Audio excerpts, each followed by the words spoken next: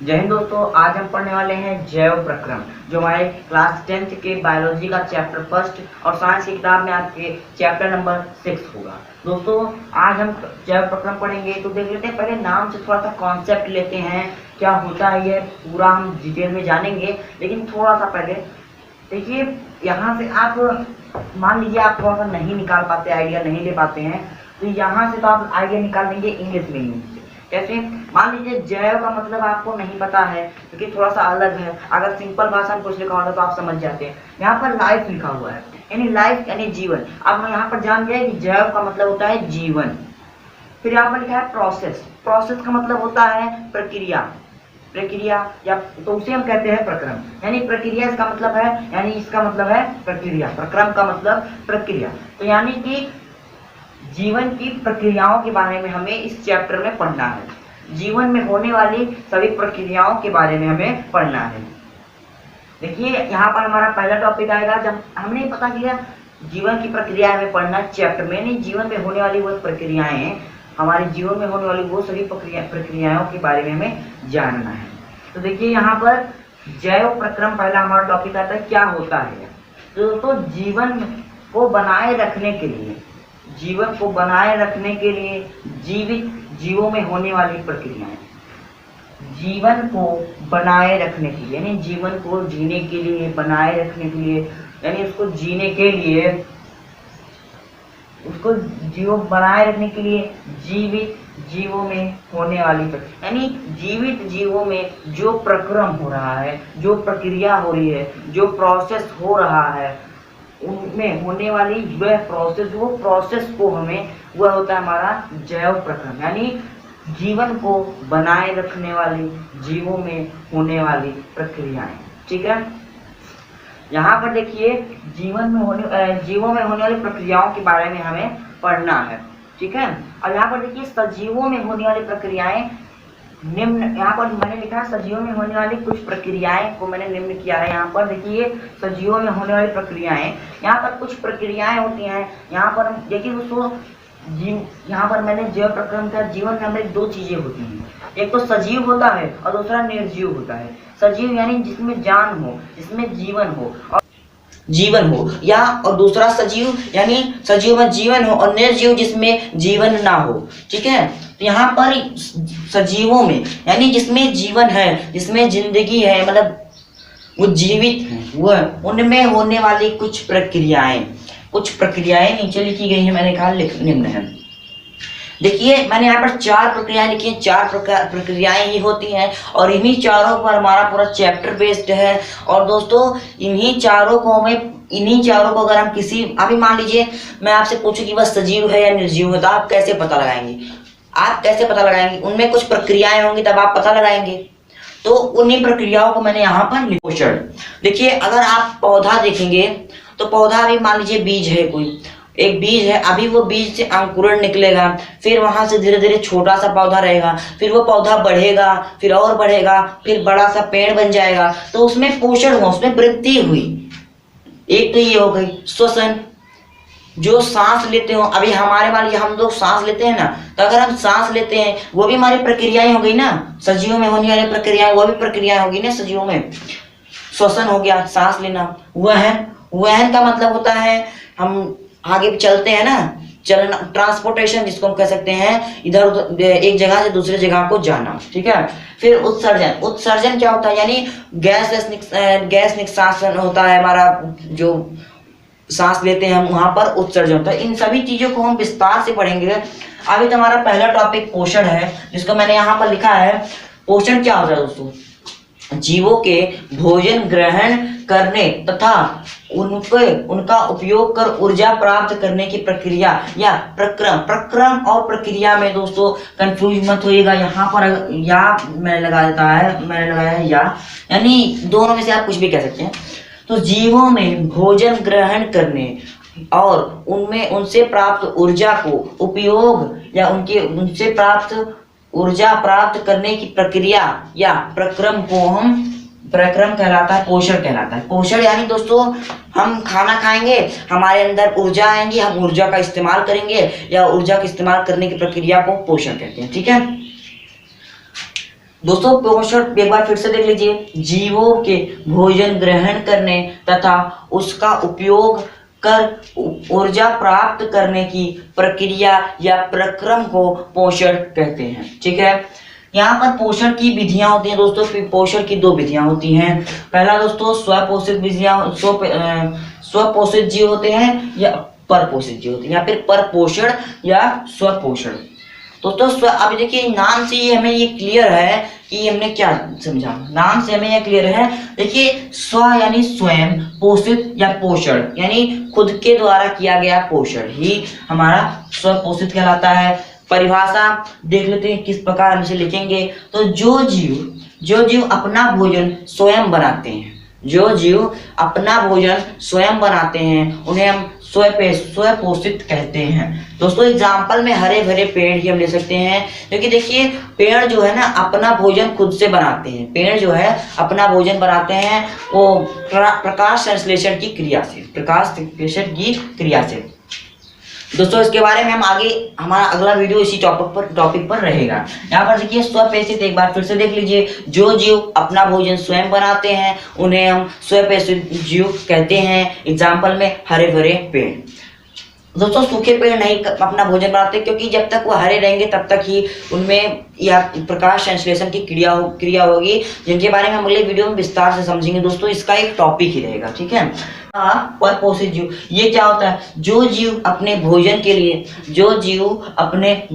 लिए दूसरों पर निर्भर होते हैं। यानी दोस्तों जो जीव अपने पोषण के लिए या अपना भोजन जो है वो दूसरों पर निर्भर रहते हैं उनके लिए। अब इसमें दोस्तों देखिए वो दूसरों पर निर्भर रहते हैं, इनमें दोस्तों तीन तरह के होते हैं। पहला दोस्तों हमारा है शाकाहारी। अगर शाकाहारी को हम तोड़े दोस्तों, अभी तो आपको ये पता है शाकाहारी, मांसाहारी, सर्वाहारी आप पढ़ चुके हैं, आपको पता है, लेकिन एक आइडिया लगाइए। यहाँ पर अगर हम इनको तोड़े तो ये खाएगा हमारा शाक और हारी, मांसाहारी, सर्वाहारी। यानी देखो शाक मतलब शाक या सब्जी, हरी भरी सब्जियां हैं। हारी मतलब खाने वाले, यानी हरी भरी शाक सब्जियां खाने वाले। दूसरा मांसाहारी यानी सिर्फ मांस को खाने वाले। सर्वाहारी यानी सब कुछ खा लेते हो। और यहाँ पर देखिए शाकाहारी के एग्जाम्पल देखिए, खरगोश हो गए, गाय हो गई, ये सिर्फ शाक। मनुष्य भी होते हैं दोस्तों, बहुत से मनुष्य मांस नहीं खाते हैं, शाक सब्जियां नहीं खाते हैं, उनको दोस्तों वो जो है शाकाहारी होते हैं। फिर हमारा मांसाहारी आ गया। मांसाहारी में या शाकाहारी में मनुष्य नहीं आएंगे, मनुष्य सर्वाहारी में आएंगे। अब देखिए कैसे, शाकाहारी बहुत से मनुष्य लेकिन हाँ शाकाहारी होते हैं, मांसाहारी नहीं हो सकते, क्योंकि मांसाहारी सभी मनुष्य नहीं मांस खाते, मतलब खाते हैं लेकिन हमेशा मांस नहीं खाते। अब देखिए मांसाहारी उसे कहते हैं जो सिर्फ मांस खाते हो और कुछ नहीं खाते हो। जैसे दोस्तों शेर, बाघ, चीता, ये सब सिर्फ घास क्या खाते हैं, मांस खाते हैं। अगला हमारा सर्वाहारी, यानी ये सब कुछ खा लेते हो, उन्हें कुछ भी दे दिया जाए वो खा जाएंगे, छोड़ेंगे नहीं उसको, जैसे कि घास हो गया, मांस हो गया। ये मांसाहारी शाकाहारी दोनों में डिपेंड होते हैं, ये दोनों खाते हैं। अब देखिए दोस्तों अगर शाक सब्जियां हमें मिल रही हैं तो हम दूसरों पर ये जो भी खा रहे हैं, खरगोश, गाय, घोड़ा, हिरन, कुछ भी जो भी है शाक सब्जियां खाने वाले, वो दोस्तों शाक सब्जियों पर निर्भर है ना, वो पेड़ पौधों पर निर्भर है, तो उसे इसलिए हमें परपोषित कहें। मांसाहारी वो सिर्फ मांस पर निर्भर है, वो मांस हमें कहीं और से प्राप्त होता है, वह उन्हें मांस कहीं और से प्राप्त होता है, दूसरों के जरिए प्राप्त होता है, इसलिए वह मांसाहारी मांस खाते हैं। ठीक है, सर्वाहारी जो सब कुछ खाते हो ये, लेकिन ये भी तो दूसरों पर निर्भर होते हैं। अगर वो मांस खाते हैं तो मांस भी दूसरों पर निर्भर होते हैं, अगर वो साग सब्जियां खाते हैं तब भी वो दूसरों पर निर्भर रहते हैं। एक बार दोस्तों हम इसको फिर से देख लेते हैं शुरू से, उसके बाद दोस्तों परपोषित जीव के दोस्तों तीन प्रकार होते हैं, जिनको हम आज इसी वीडियो में समझेंगे। शुरू से देख लेते हैं। जैव प्रक्रम यानी जीवन की प्रक्रियाओं के बारे में पढ़ना है। जैव प्रक्रम की परिभाषा है जीवन को बनाए रखने के लिए जीवित जीवों में होने वाली प्रक्रियाएं।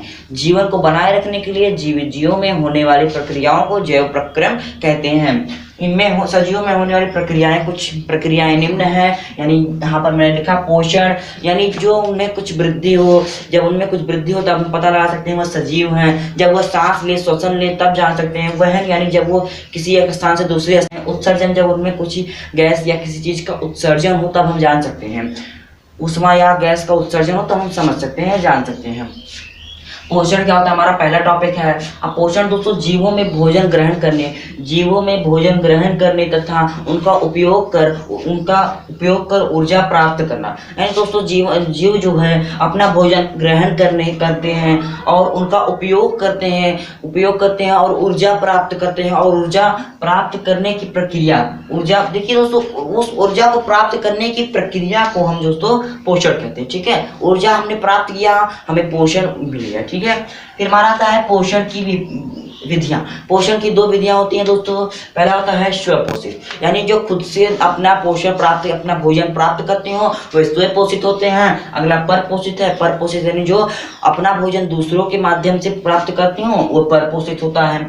स्वपोषित परिभाषा, जो अपना भोजन स्वयं प्राप्त करते हो। परपोषित, जो अपना भोजन स्वयं अपने भोजन के लिए दूसरों पर निर्भर होते हैं। इसका एग्जाम्पल हरे भरे पेड़ होते हैं और इसका एग्जाम्पल शाकाहारी। इसके 3 विधियां होती है दोस्तों, इसके 3 तरह से होते हैं।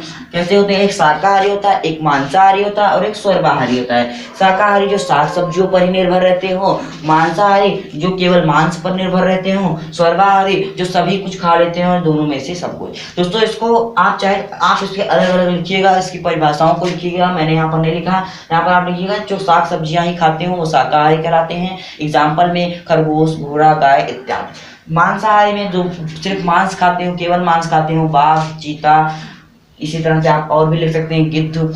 उसके बाद दोस्तों सर्वाहारी जो सब कुछ खा लेते हो, दोनों में से कुछ भी खा लेते हो। जैसे दोस्तों हमारा हो गया मनुष्य भी हो गए, उसके बाद बाज हो गए, कौवा हो गया, कुत्ता हो गया, ये सब कुछ खा लेते हैं।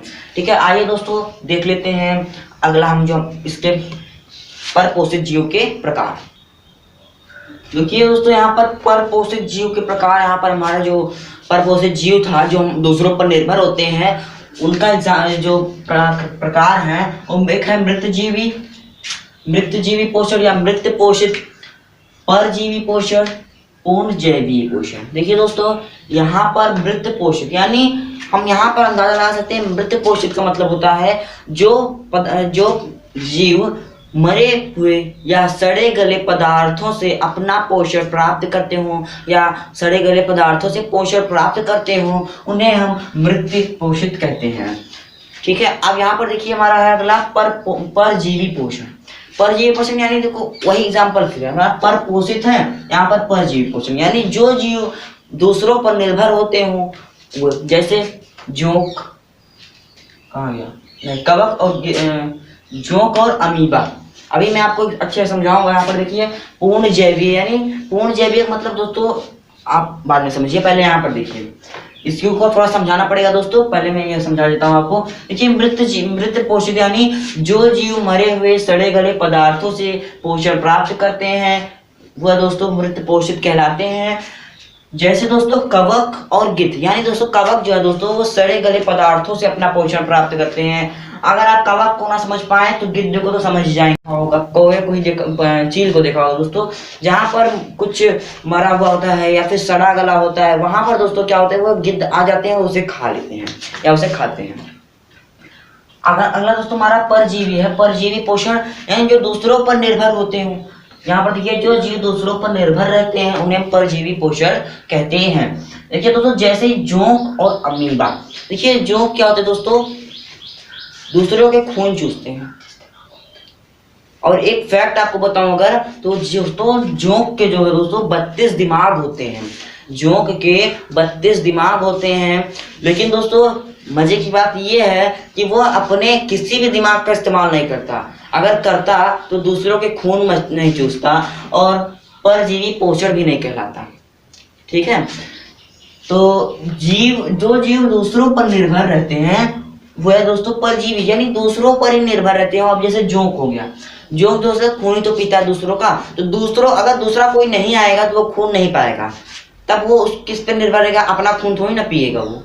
ठीक है, दूसरों का पर निर्भर होता है, यानी दूसरों का खून चूसता है, वो पीता है। अमीबा, अमीबा दोस्तों आप, अमीबा का एक टॉपिक ही रहेगा। जैसे मैंने आपको बताया कि पौधों में पोषण कैसे होता है, प्रकाश संश्लेषण क्रिया, ये सबको हम एक टॉपिक होगा पूरा पढ़ेंगे। वैसे अमीबा में पोषण कैसे होता है ये पूरा टॉपिक हम पढ़ेंगे, तो आप वहां पर समझ जाएंगे कि वो परजीवी पोषण कैसे होता है। और दोस्तों अगला था हमारा पूर्ण जैवीय पोषण। पूर्ण जैवीय पोषण यानी दोस्तों जिन जीवों में पाचन होता हो, जो जीव अपना खाना खाने के बाद उसे पचा लेते हो, वह दोस्तों पूर्ण जैवीय पोषण कहलाते हैं। एग्जाम्पल में मनुष्य हम खुद आते हैं दोस्तों, फिर अमीबा भी ले सकते हैं, हम पशुओं को भी ले सकते हैं क्योंकि वो भी पाचन करते हैं। यहाँ पर देखिए मनुष्य यानी हम अपना पाचन करते हैं। और दोस्तों ये भी एक टॉपिक होगा पूरा, मनुष्य में पोषण, मनुष्यों में पोषण। तो दोस्तों मानव में पोषण, इन चीजों को हम अच्छे से समझेंगे, कैसे हमारा पाचन होता है, हमारे शरीर में कैसे हमारा पाचन होता है, अमीबा में कैसे पाचन होता है ये भी हम समझेंगे। मतलब पोषण कैसे होता है, तो पोषण में हम पाचन ये समझ जाएंगे जो यहाँ पर हमारा है। तो ये पूरा टॉपिक ही रहेगा। अब दोस्तों यहाँ पर इतना ही हम इस वीडियो में समझेंगे। अगले वीडियो में दोस्तों हम समझेंगे कि अगले वीडियो में हम प्रकाश संश्लेषण यानी पौधों में पोषण समझेंगे। पौधों में पोषण हमारा अगला टॉपिक होगा, हमारी किताब में भी यही है। हम पौधों में पोषण अगले वीडियो में समझेंगे, उसके बाद फिर मनुष्य में अमीबा में पोषण को समझेंगे। धन्यवाद दोस्तों वीडियो को देखने के लिए, मिलते हैं अगले वीडियो में।